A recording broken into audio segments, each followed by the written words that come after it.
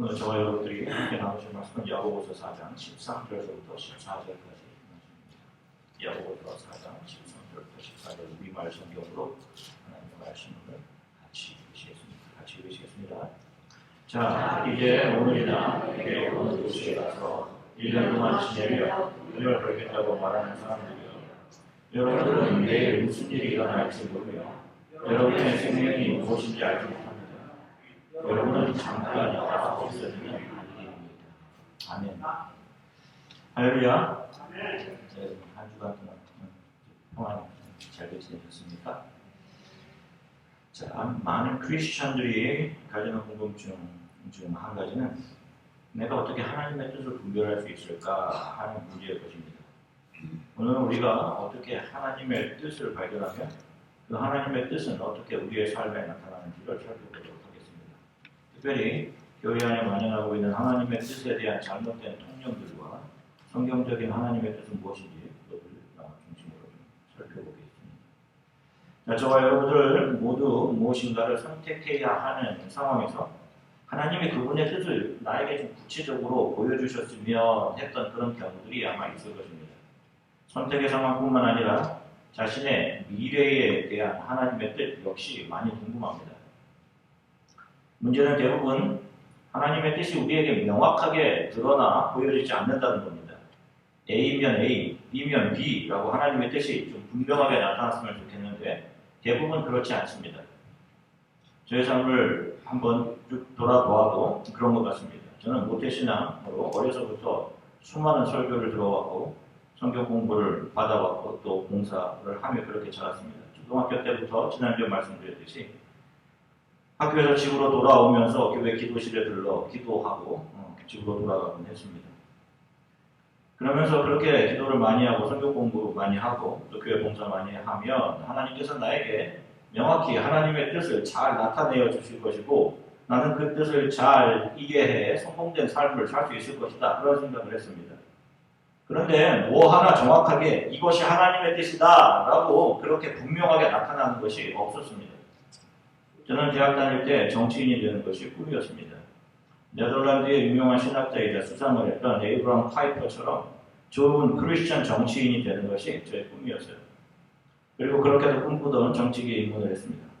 그것이 하나님의 뜻이라고 생각을 했습니다. 당시 얼마나 날아갈 것 같고 그랬는지 몰라요. 그런데 그 생활을 약 3년 반 하면서 저는 정신적으로 육체적으로 얼마나 지치고 힘들었는지 모릅니다.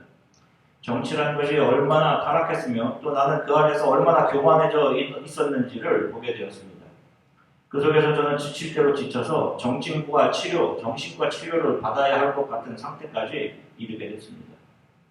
대학 때까지도 비전을 품고 그 비전대로 직장에 들어갔으면 하나님의 분명한 뜻이 이루어진 것이 아닙니까? 그런데 내 안에 그 안에서 그 영역, 그 비전이라는 그 안에 들어간 저는 그곳에서 영적으로 완전히 무너지고 말았습니다. 그러면서 또 의문이 생겼습니다. 내가 분명히 기도하면서 온 길인데 그리고 그렇게 원하던 길 직장에 들어왔는데 왜 이렇게 들어오지 말아야 할 곳에 들어온 것처럼 힘들고 신앙적으로 무너지고 도대체 그까지 세상의 힘을 조금 가졌다고 내가 이리로 교만해져 있는가 하는 직장 생활을 막 시작할 당시 저는 제가 하나님의 뜻과 비전에 더 가까이 가고 있다라고 믿었습니다. 그런데 오히려 그때 저는 제 인생에서 가장 신앙생활을 잘 하지 못했습니다. 바르게 하지 못했어요. 신앙이 그때 정말 많이 무너졌습니다. 그러면 저는 잘못된 길을 선택했던 것일까요? 그렇게 기도하면서 그 길로 갔는데 자, 여러분들은 어떠십니까? 여러분들은 어떤 꿈과 비전을 가지고 계세요? 여러분 그 꿈을 향해 가까이 가고 있다고 생각하십니까?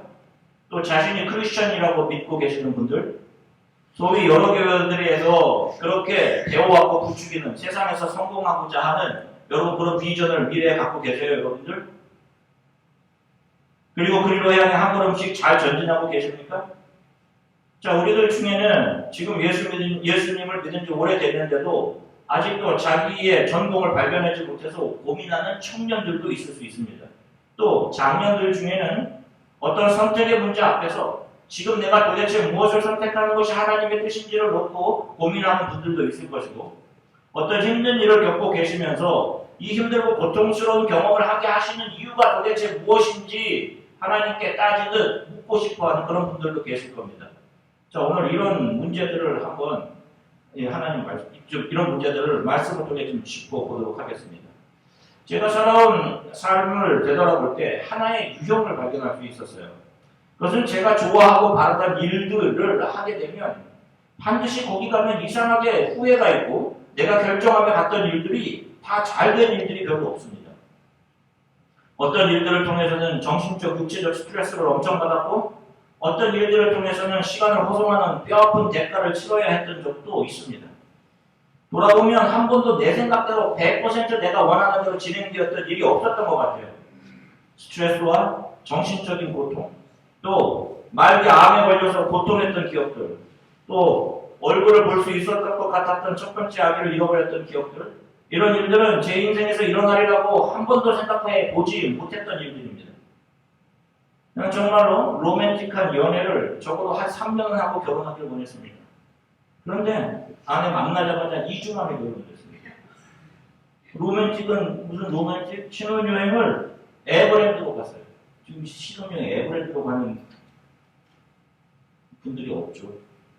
철없는 우리 조카 현지는 거기를 따라갔어요. 신혼여행을 3시 갔습니다. 정동진을 잠시 들렸다가 온 거, 오다가 아는 목사님 교회에서 예배드리고 온 거. 그것이 결혼하고 간 허니문의 전부예요. 목회도 세련되고 수천 명의 성도들과 함께 말씀 나누고 선교도 하고 좀 그러고 싶었습니다. 근데 지금 이 자리입니다. 혐오하는 게 아니에요. 이게 아닙니다. 자, 이런 경험을 하면서 제가 이제 희미하게 이해하게 된 것은 하나님의 뜻이라는 것이 어떠한 구체적인 어떤 형태로 나타나는 것이 아니라는 사실과 내 인생의 주도권이 나에게 있지 않았구나라는 사실을 알게 됐어요. 내가 내 인생을 내가 계획하고 내가 설계하며 왔다라고 생각했는데 내가 와서 내 인생을 뒤로 바라보니까 그렇지가 않아요. 내가 내 인생을 내 힘과 노력과 의지로 끌고 갔던 것이 아니라 누군가 나의 삶을 이끌어 왔구나 하는 것을 느끼게 되었습니다. 마치 베드로가 젊었을 때에는 자기가 원하는 길로 다녔지만 예수께 매인받은 이후 그의 삶은 다른 이 바로 성령에 의해 이끌려가는 삶, 십자가의 삶, 순교자의 삶을 살았던 것처럼 이 땅을 살아가는 모든 크리스찬 성도들의 삶은 무엇인가 어떤 보이지 않는 힘에 의해서 내가 그렇게 원하던가 바라던가 나의 소원들, 바램들에 대해서 그 모든 것들을 부정시키시며 그런 것들이 중요한 것이 아니다라는 것을 가르쳐 주시며 그들의 삶을 이끌어 가십니다. 바로 그 힘, 그분이 성령님이신 거예요. 신앙의 선배들이 느낀 것이 한결같이 그런 것이었단 말입니다. 빌립보서 3장 10절부터 12절까지 말씀, 우리 말씀으로 같이 읽으시겠습니다. 나는 그리스도와 그분의 부활의 능력을 알고 그분의 죽으심을 본받아 그분의 고난에 동참하는 것이 무엇인지 알기 위해 어떻게 해서든지 죽은 사람들 가운데서 살아나는 부활에 이르고자 합니다. 나는 이미 얻었거나 이미 온전해진 것이 아닙니다. 나는 그것을 붙잡으려고 쫓아갑니다. 이는 나도 그리스도 예수께 붙잡혔기 때문입니다. 아멘. 보세요. 바울도 자신의 삶이 자신의 뜻에 의해서가 아니라 누군가에게 붙잡혀 이끌려가고 간다고 고백을 하고 있어요. 누구께? 예수께. 제가 목사 안수를 받고 공목사로 사역을 하기 시작할 때 그 교회에서 정말로 열심히 봉사하던 젊은 집사 4분이 있었습니다. 주일이면 아침 일찍 나와서 교회 성가대원들을 위해서 간식을 준비해요. 교회 주일학교 교사로 또 선교부 임원으로 자신이 번 돈으로 선교지를 꼬박꼬박 선교 헌금으로 보내고 참 이쁘게 신앙생활하던 그런 인고부부 집사님이었습니다. 열심히 교회를 섬기고 봉사하면서 첫 번째 아기를 낳았어요. 하나님의 선물이다라고 얼마나 기뻐했는지 모릅니다. 그리고 그 이후 그렇게 기다리던 두 번째 아기를 임신했어요. 텀이 있었으니까 다들 저렇게 열심히 헌신하고 봉사하니까 하나님이 당연히 축복해 주시지라고 하면서 그분들을 좋은 신앙의 모델이라고 다들 그렇게 말씀해 주셨어요. 그런데 그 아내가 두 번째 아기를 낳다가 출혈이 심해졌습니다. 그리고 결국 그 출혈이 멈추지 않고 아이는 살고 이 산모는 죽고 말았어요. 남편은 거의 실신 상태였습니다. 제가 찾아갔을 때 목사님 무엇이 하나님의 뜻인지 도무지 모르겠습니다. 라고 넉넉하 울고 있는 남편에게 제가 해줄 수 있는 말이 없었습니다. 이 세상에서 가장 사랑하는 아내를 잊고 주저앉아 있는 이 남편 앞에서 무슨 말을 할 수 있겠어요? 그것도 얼마나 신앙생활을 잘 해왔던 그런 부부였는데 도무지 이해할 수 없었습니다. 저도 하나님 이게 도대체 뭡니까? 얼마나 하나님이 야속하게 느껴졌었는지 몰라요. 그러면서 분명하게 알게 된 것은 여러분 하나님의 뜻은 단편적으로 나타나지 않습니다. 어떤 한 길로만 존재하는 것이 아니에요. 여러분 여러 길로 존재합니다. 그래서 우리 예수께 붙잡히게 된 크리스천들에게는 그때 이렇게 했어야 하는데 라는 후회가 있을 수 없는 거예요. 그리고 하나님은 그 여러 길을 통해서 우리를 분명한 한 목적으로 이끌어 가시는 거예요. 그것이 이 세상에 잘 정착함, 우리 자신의 욕망을 잘 채우는 것으로 우리를 데려가는 것이 아니라 그러한 세상에 대한 옷을 다 벗어버리게 하신다니까요. 그렇게 붙잡고 있는 것들에 대해서 상실을 경험하게 하셔요. 자신의 욕심과 욕망, 이 죄로 점철된 이 세상의 상태가 어떤지 세상을 향해 가득받은 우리의 마음들을 다 잘라내고 비워내시며 우리의 삶에서 하나님의 영광만 온전히 드러나는 삶, 예수를 닮은 모습으로 우리를 변화시키며 이끌어가시는 거예요. 이 땅이 전부가 아니구나, 하나님 나라가 있는 곳이구나 라는 생각을 우리 안에 명확히 불어넣어 주시고 그것을 바라보며 가게 하셔요. 자, 먼저 우리가 일반적으로 이해하고 있는 하나님의 뜻에 대해 알아볼게요. 많은 크리스천들 교회에서 하나님의 뜻에 대해 이렇게 배웁니다. 자, 우리의 하나님의 뜻은 우리가 가야 할 어떤 구체적인 길이 앞에 있어요. 그래서 그 한 길을 하나님은 나를 위해 정해놓으신 길이 있는데 그것을 잘 발견해야 하고 그것을 찾아야 하고 구해야 하고 여러 가지 가능성 중에 반드시 그 길을 선택해야지만 하나님의 영광되고 복을 누리지만 잘못 선택하면 하나님의 뜻을 놓친 채 방황하는 인생을 살게 된다라는 게 배웠단 말입니다. 그래서 교회에서는 큰 꿈 가져라, 비전의 사람이 되라, 구하라, 찾아라, 두드려라 그런 이야기를 막 했단 말이에요. 그렇기 때문에 사람들이 고민하는 것은 선택의 문제예요. 야, 그러면 내가 잘 선택해야 되겠구나. 수많은 가능성들 중에 오직 한 길인데 그래서 그것 찾기 위해서 특별 기도합니다. 주님 알려주세요. 구체적으로 보여주세요. 이렇게 기도하고 심지어는 음성으로라도 들려주세요. 라고 기도합니다. 그렇게 해보신 분들이 있을 거예요. 어떤 길로 가야 하는지. 여러분 중 진로의 문제로 고민하는 분들이 있어요. 어느 길이 하나님이 기뻐하시는 것인지. 청년들은 그렇습니다. 배우자의 문제. 구체적으로 배우자를 놓고 기도하시는 그런 청년들도 있을 거예요. 이 사람입니까? 그래서 새로운 형제들이 올 때마다 이 사람입니까? 한 5, 6명의 자매들이 같이 동시에 놓고 기도하고 그런 일들이 있습니다. 자, 여러분 대부분의 사람들은 자신의 인생에서 자신이 무엇이 되고 어떻게 되는 것이 중요하다고 생각을 합니다.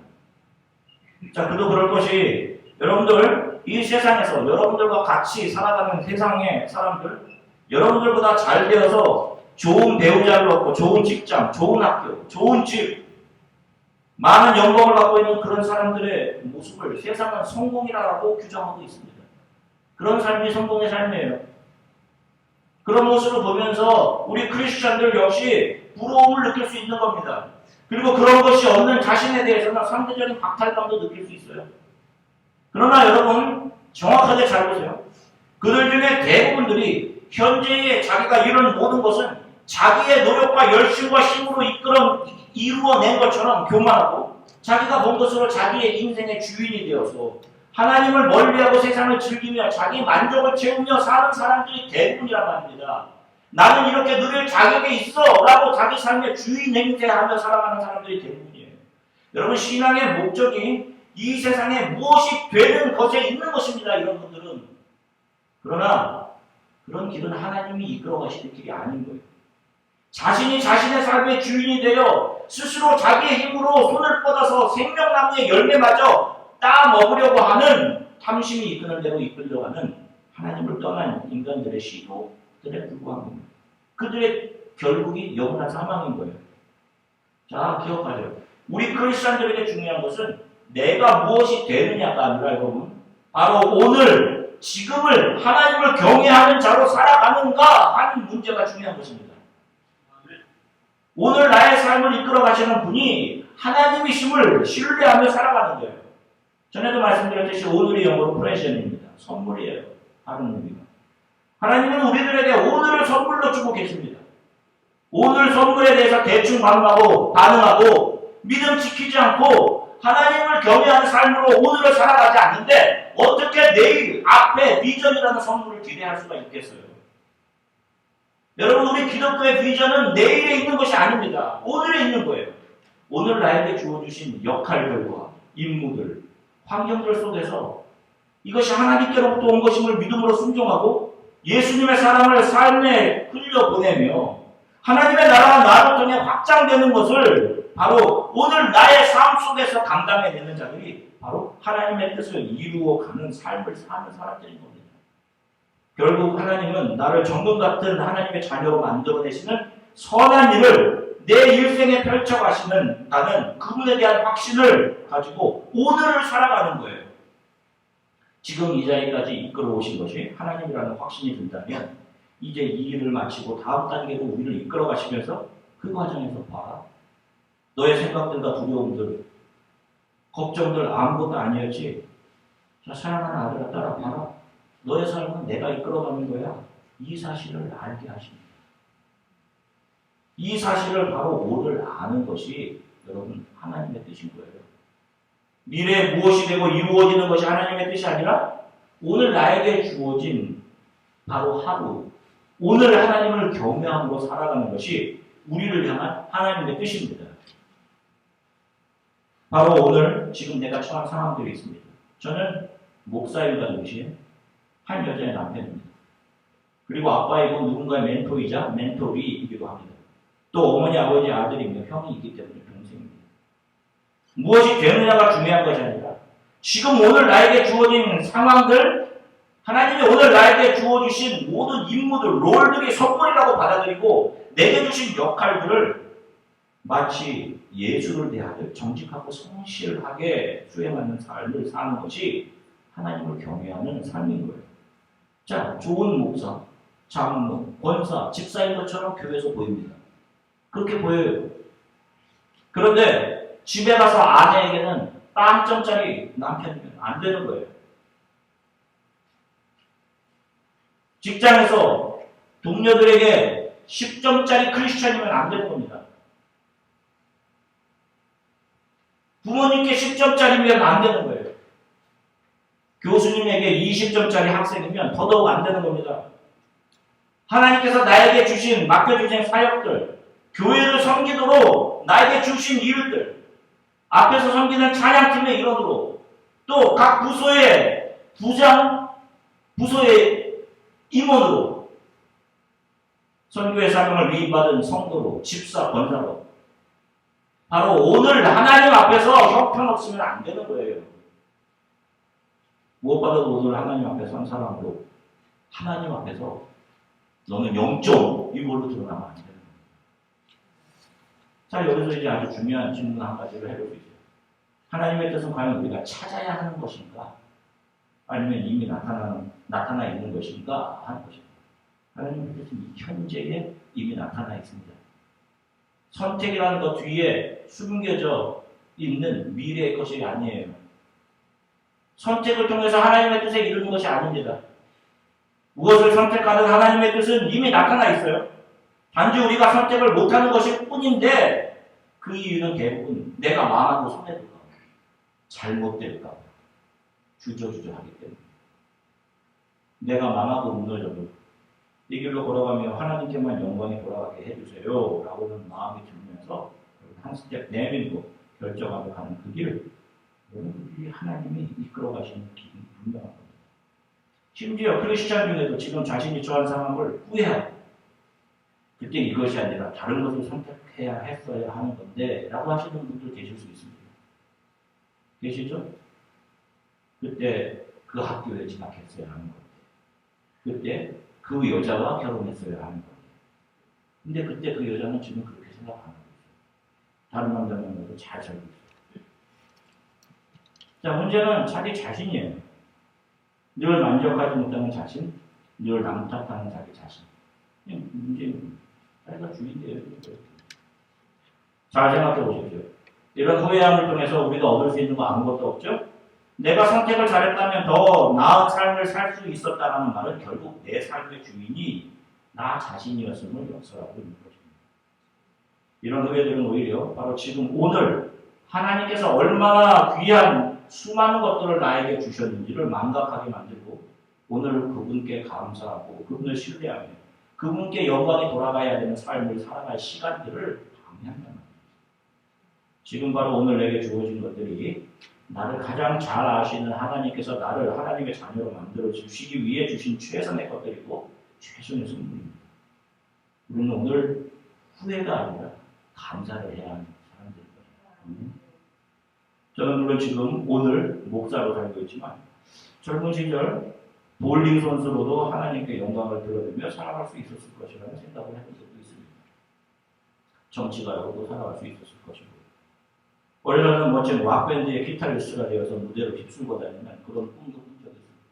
하루에 8시간씩 기타 연습을 한 적이 있고 락 정신으로 하나님을 높이는 삶을 살 수도 있지 않았을까 그런 생각도 해봅니다. 그러나 오늘 저는 목사로 하나님 앞에 서 있습니다.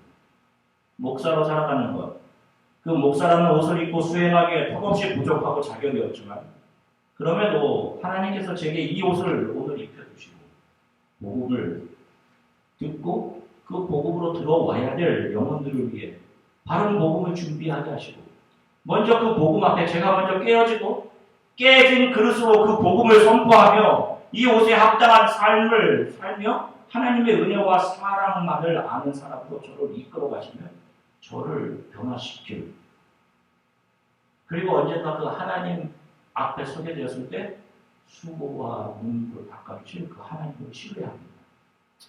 사랑하는 성도 여러분, 과거를 후회하실 이유도 전혀 없고 미래를 두려워하거나 알려고 할 이유도 없습니다. 성경은 과거나 미래는 하나님의 영역이니 그 하나님을 신뢰하는 성도들은 오늘 너희들에게 주신 모든 상황에 감사하고 그 오늘을 집중하고 살아가라고 말씀합니다. 저도 어릴 적에 미래가 너무도 궁금했어요. 20대 때 특히. 그러나 그 어릴 적 미래로 여기던 그때 알지 못했던 미지의 시간들을 건너온 지금 제 인생들을 돌아보면 앞으로 미래의 일들을 알고 싶지가 않습니다.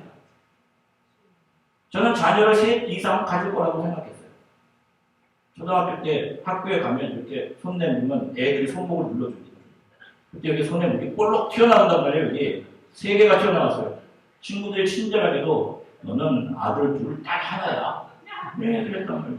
근데 지금 따라와. 저는 제가 늘 건강할 것이라고 생각했습니다. 그런데 30대 후반 말기 암에 걸려서 죽을 것 같은 고통과 아픔을 겪어왔습니다. 미국에 와서 공부를 할 생각을 했지만 사역할 생각이 없었는데 학위를 포기하고 기쁨과 아픔의 고통이 함께 버무러져 가슴 깊이 새겨진 사역을 감당하며 지금까지 왔습니다. 참 즐거운 일들과 더불어 차가운 외면과 이별도 있었어요. 또 이러한 일들이 미래에 있을 것이라고 생각하면 그 미래로 선뜻 제 발을 딛지 못할 것 같습니다. 그러면서 이제 제가 분명하게 이해하고 생각하고 있는 것은 미래가 아닌 내가 집중해야 할 것은 미래가 아닌 오늘을 확신합니다.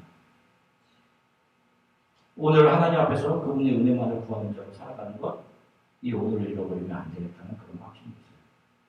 여러분 오늘 지금 이 순간 하나님이 여러분들에게 주시는 것을 선물이라고 여기고 생각하십시오. 지금 만나게 하신 사람들 모든 분들이 다 하나님의 선물입니다. 옆에 이렇게 잠시 한번 보세요. 하나님의 선물입니다. 이렇게 하세요. 하나님의 선물입니다. 어떻게 대해야 되겠어요? 뭐 이런 선물이 다 있어? 하시겠습니까? 여러분 이렇게 귀한 분들 형제 자매로 선물로 주셔서 하나님 감사합니다. 여러분들을 아내로 주셔서 감사합니다. 하는 것이 많은 거. 공부의 기회를 주셔서 감사합니다. 귀한 배우자를 주셔서 감사합니다.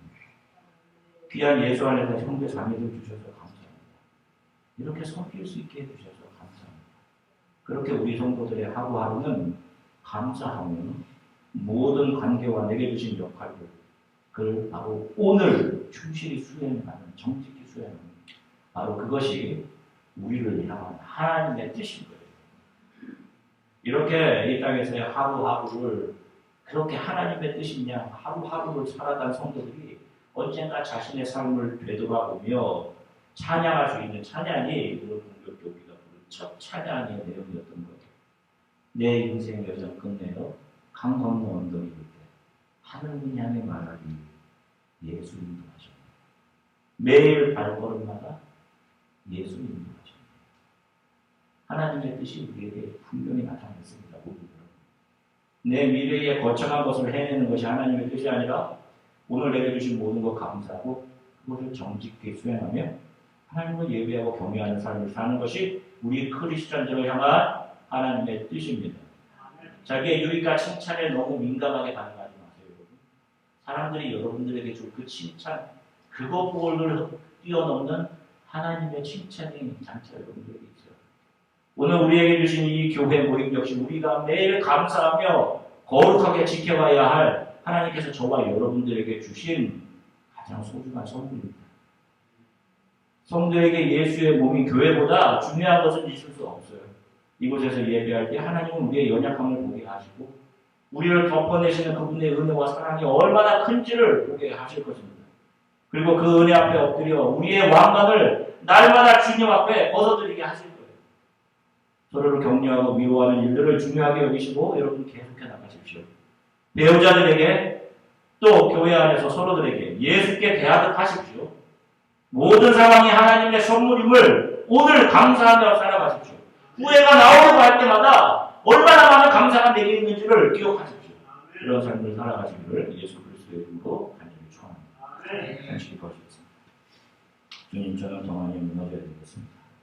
미래를 걱정하고 구체적인 것이 명확하게 보여지기를 바랍니다.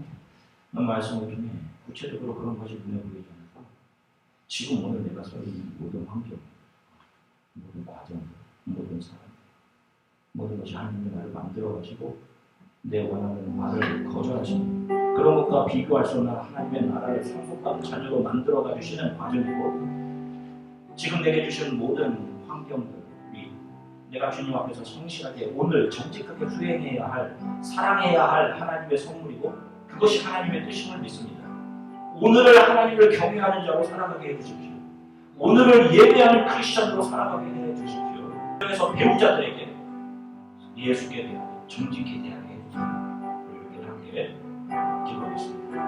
하나님 이름 참 감사합니다. 사랑하는 성도들과 함께 하나님의 말씀을 나누게 하시는 참 그렇습니다.